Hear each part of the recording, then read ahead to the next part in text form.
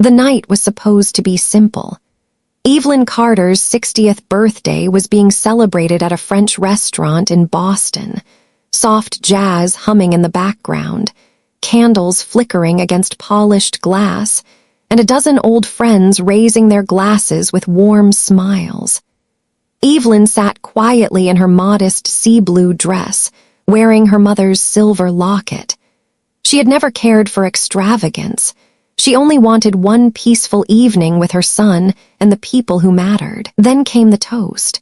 Her new daughter-in-law, Leela, stood tall, her champagne glass glinting under the chandelier.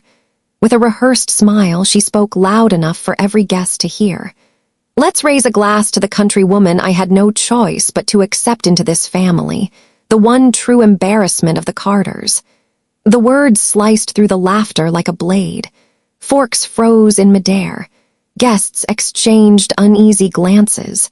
Evelyn's son, Daniel, lowered his head in shame, while Evelyn gripped her water glass so tightly her knuckles whitened, fighting to contain the sting of humiliation. And then, an unexpected voice broke the silence.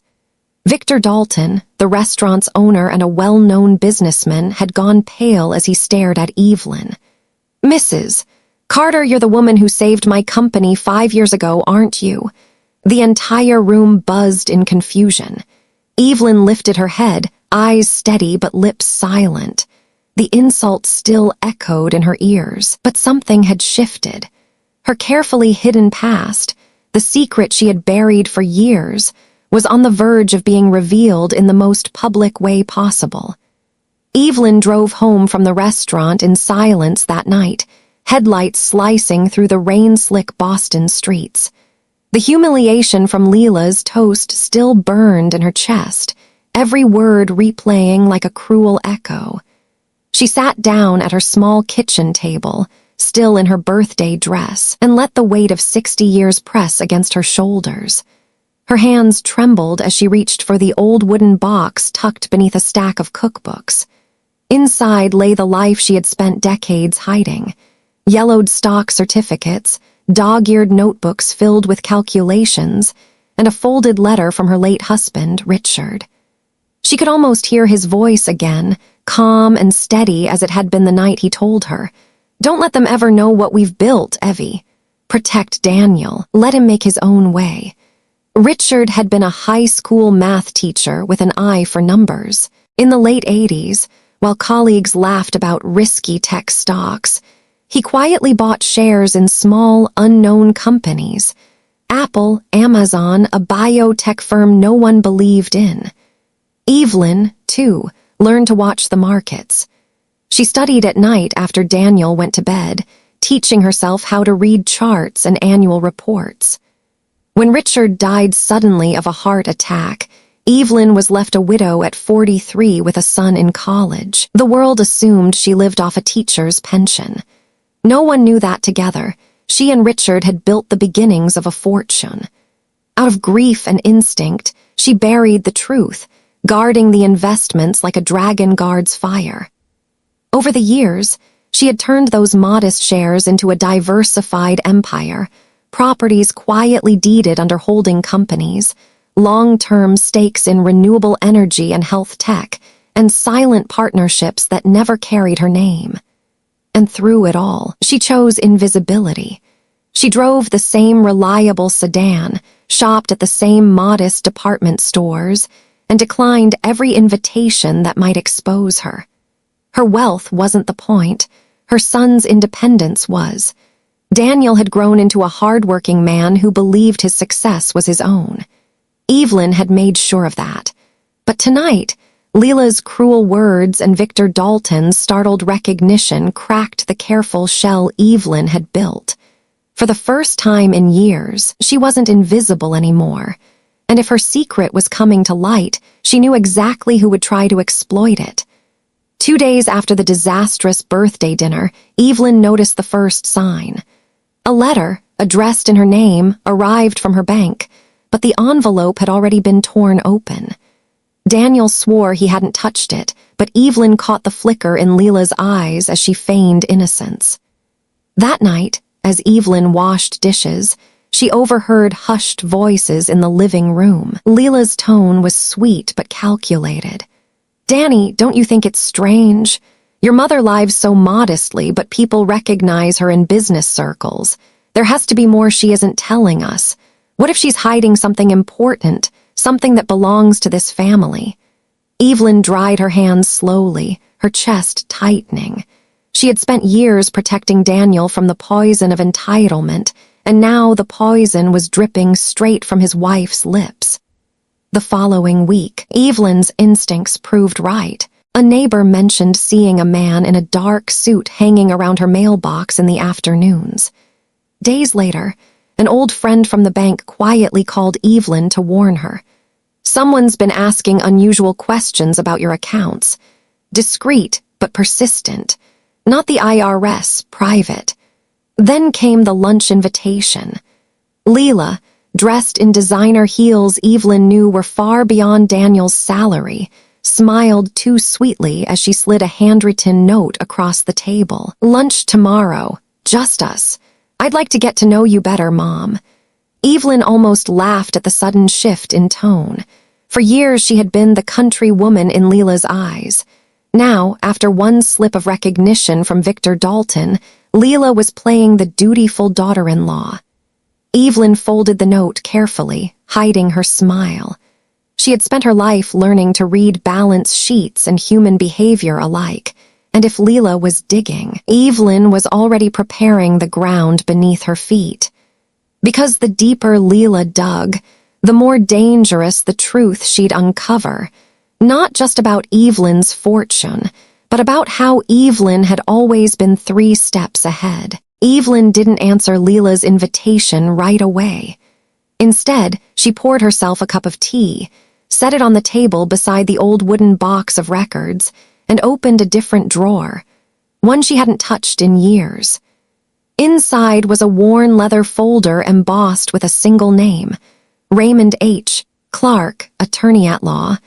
Raymond had been Richard's closest friend, the man who helped set up the trusts and shell companies that kept their fortune invisible. Evelyn dialed his number with steady hands. When his warm but cautious voice came on the line, she didn't waste time. "Raymond, it's time. My daughter-in-law is sniffing around.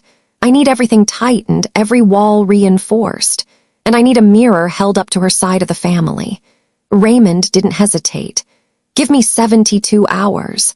For the next few days, Evelyn moved like a shadow, while Leela busied herself parading Daniel through cocktail hours and charity dinners. Evelyn sat in Raymond's oak-paneled office reviewing documents. She signed quiet authorizations, moved assets between holding companies, and updated beneficiaries in ways no outsider could trace. At night, she spread her late husband's notebooks across the kitchen table. Richard's meticulous handwriting reminded her why she had chosen discretion all these years, to protect Daniel from greed. But now, facing Leela's ambition, Evelyn realized she needed more than secrecy. She needed leverage, and leverage came swiftly. Raymond's investigators unearthed what Evelyn suspected. Leela's family was drowning in debt. Their country estate was mortgaged to the hilt, credit card bills stacked high.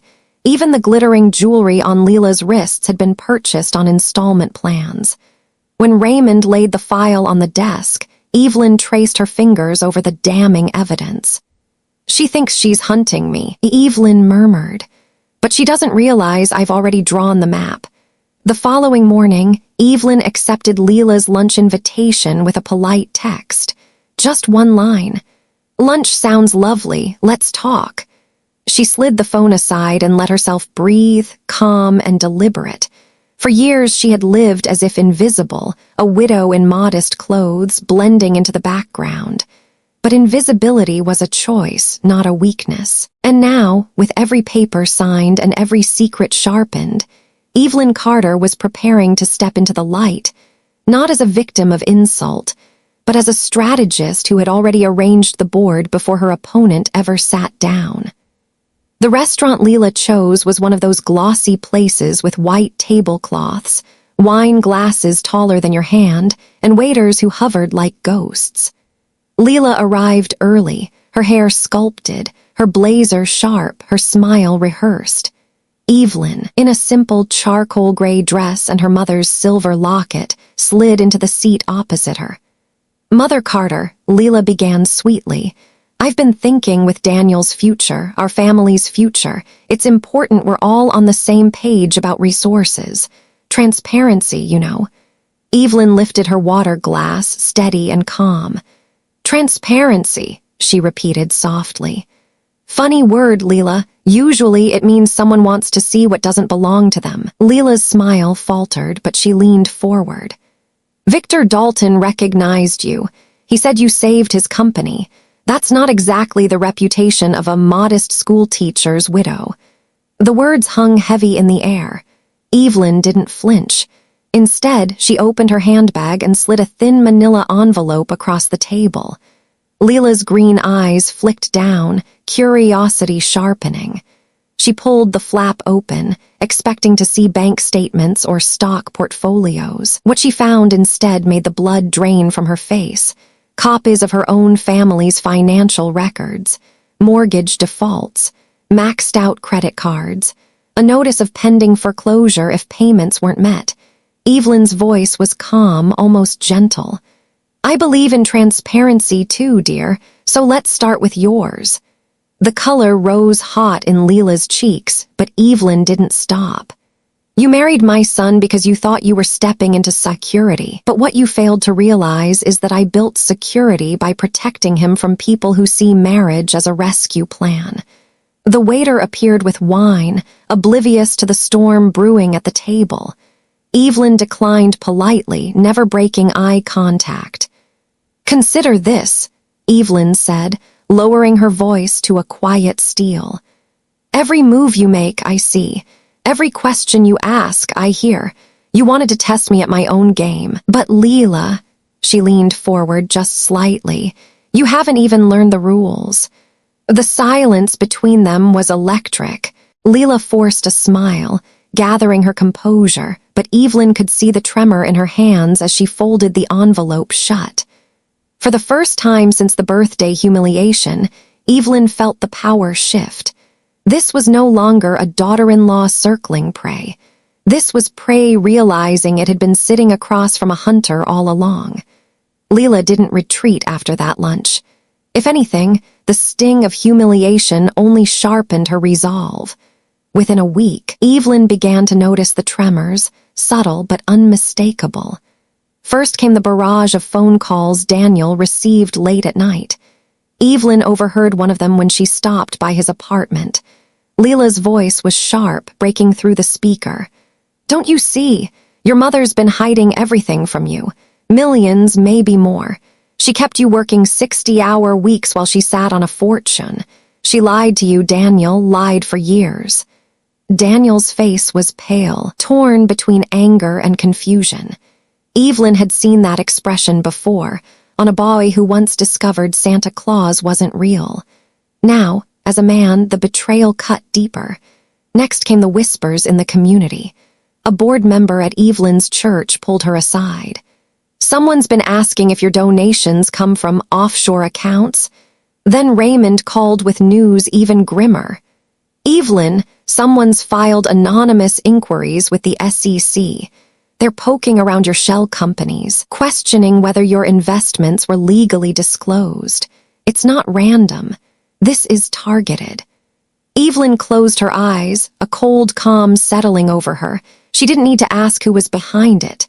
Leela had escalated from gossip to legal warfare. The breaking point arrived on a rainy Thursday evening. Evelyn returned home to find Daniel standing in her living room, soaked and furious, holding a printed article in his hand. The headline screamed, "Mystery investor linked to Carter family, hidden fortune under scrutiny." "Mom," he demanded, his voice cracking, "is it true?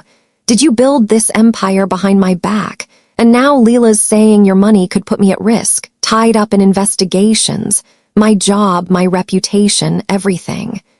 Evelyn felt the sharp twist in her chest. This wasn't just about her anymore. Leela had managed to turn Daniel into collateral, weaponizing his love for his mother against her. She walked to the window, rain blurring the city lights, and spoke without turning around. "Daniel, I did everything to protect you. I hid the money so you could stand on your own, so no one would ever look at you and say you didn't earn your place. But Leela," her voice hardened, "Leela is willing to burn this family down if it means clawing at what isn't hers." Daniel's silence was worse than shouting. The article crumpled in his hands as he whispered, "I don't know who to believe anymore." The words cut Evelyn deeper than Leela's toast ever could. For the first time, the fortress she had built, of silence, secrecy, and strategy, felt like it was crumbling. But as she stood there, watching her son's loyalty fracture under Leela's poison, Evelyn made a decision. If Leela wanted a war, then war is what she would get. And Evelyn Carter had never lost a game she chose to play. The showdown came on a Monday morning in a downtown Boston law office. The conference room smelled of polished mahogany and cold ambition. Around the table sat Evelyn with her attorney, Raymond Clark. Across from them, Leela, her sharp-suited lawyer, and uncomfortably wedged between the two worlds, Daniel. Leela's attorney cleared his throat and launched in with smug precision. "Mrs. Carter, we're here because your failure to disclose substantial assets has created potential legal exposure for my client and her husband. Transparency is not just advisable, it's necessary. We're proposing the creation of a family trust, governed jointly, with your contributions properly documented and controlled for the benefit of the family." Evelyn listened without interruption, her face composed as stone. When he slid the draft proposal across the table, she made no move to touch it. Instead, she reached into her own leather folder and laid down a much thinner packet. Raymond spoke first, his tone sharp as a scalpel. "Before we discuss family trusts, let's clarify the situation. My client's assets are entirely separate property, established decades before her son's marriage. Legally, Mrs. Carter owes your client nothing." He opened the folder and fanned out documents one by one. Private investigator invoices. Leela had hired professionals to dig into Evelyn's holdings. Emails with a law firm specializing in asset disputes.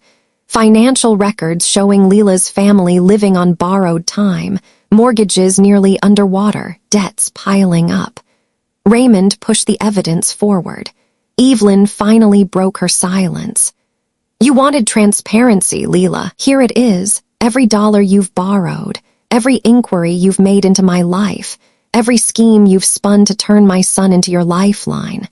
The room froze. Leela's composure cracked, her eyes darting nervously toward Daniel. "Danny, it's not what it looks like," she began, but Evelyn's voice cut clean across hers. "You didn't marry him out of love. You married him because you thought he was your inheritance. You thought I was your safety net. Well, here's the truth. I don't owe you, and I never will." Then she slid a final envelope across the table. Inside was a signed affidavit prepared by Raymond. It was simple, brutal, and final, a settlement offer. $5 million, Evelyn said flatly, her eyes never leaving Leela's. "One-time payment. In exchange, you withdraw every complaint, drop every investigation, and walk away from my son's life, permanently." Gasps rippled through the room. Even Raymond raised an eyebrow at the bluntness. Daniel's voice broke. "Mom, you can't be serious. This is my marriage." Evelyn turned to him gently. "No, sweetheart, this was never a marriage. This was a business deal, just not yours. I'm giving her the only thing she understands, a buyout." For the first time, Leela's lawyer looked rattled. He knew $5 million in hand was more than his client could hope for through years of litigation. He whispered urgently into her ear. Leela sat rigid, her perfect manicure tapping against the polished table, calculating. Evelyn could see it, the greed, the fear, the realization. She leaned forward, delivering her final blow with icy calm. "Take the deal, Leela. Because if you don't, I will bury you in legal proceedings, strip away your family's illusions, and leave you with nothing but debts you can't repay. This is your one chance at dignity. Don't waste it." The silence was absolute. Leela's mask had shattered. Daniel looked between the two women, the mother who had raised him with quiet strength, and the wife whose love was suddenly worth exactly $5 million. And in that silence, Evelyn Carter knew the balance of power had shifted forever. By noon the next day, Leela's attorney called Raymond with a clipped response. She would accept the settlement. $5 million wired to a private account in exchange for silence, withdrawal of complaints, and most importantly, her complete departure from Daniel's life. 3 weeks later, divorce papers were filed citing irreconcilable differences. Leela vanished from Boston society as quickly as she had entered, her reputation quietly tarnished by whispers of gold digging gone wrong. For Evelyn, life returned to its deliberate rhythm. She still woke early, brewed her coffee in the chipped mug Richard had bought decades ago, and walked her neighborhood as though she were any other 60-year-old widow. Except now, the air felt lighter. Daniel came by often, humbled and bruised but slowly healing. One Sunday afternoon, he brought someone new. "Mom," he said awkwardly, "this is Claire. She teaches high school English. She doesn't know anything about your finances, just about your apple pie." Evelyn smiled, a real one this time. Then she already knows the best part. Later that evening, as she sat alone on the porch, Evelyn opened Richard's old notebook once more. In the margin of a yellowed page he had once written, "The smartest investments aren't always in companies. Sometimes they are in people." She closed the book gently, looking out at the quiet street. For 15 years she had chosen invisibility, thinking it was the safest way to protect her son. But now she understood. Privacy wasn't weakness and wealth wasn't power. Her true strength was the ability to decide who could touch her world and who would be kept firmly outside it. The camera would fade on Evelyn rocking slowly on her chair, silver locket glinting in the porch light. Not a victim. Not an embarrassment, but a woman who had turned humiliation into power, silence into strategy, and betrayal into freedom. Her quiet triumph wasn't in the millions she kept, but in the peace she finally claimed.